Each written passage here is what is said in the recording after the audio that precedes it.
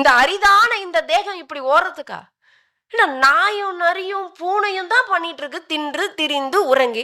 மனுஷன் நீயும் இப்படிதான் இருக்க அப்படின்னா நமக்கு ஒன்னே தோணும், இல்லையே வேற வகையில ஓடுற, கொஞ்சம் ஸ்டைலா ஓடுற, அவ்வளவுதான். அவன் குகையில தங்கினா ஆதிவாசிகள், நம்ம கொஞ்சம் ஸ்டைலா வீடு எல்லாம் அப்படியே கட்டி அந்த நம்ம நினைப்போம், ஒரு சில வீடுகளுக்கெல்லாம் போனா இப்படி வாழ்ந்த காட்டுவாசியா இருந்த நம்ம என்ன லைஃப் இப்போ மரத்திலையும் கிளைகளிலும் குகைகளிலும் மறைஞ்சிட்டு இருந்தா மாதிரியா இருக்கிறோம் இப்போ நம்ம.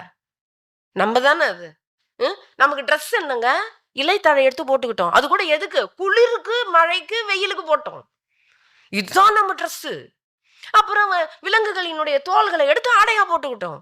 நம்ம சாப்பாடு என்னன்னு நினைக்கிறீங்க? நெருப்ப கண்டுபிடிக்கிறதுக்கு முன்னாடி பச்சையா தின்னும். இப்படி வாழ்ந்த மனுஷன் இப்ப வாழறான் பாருங்க.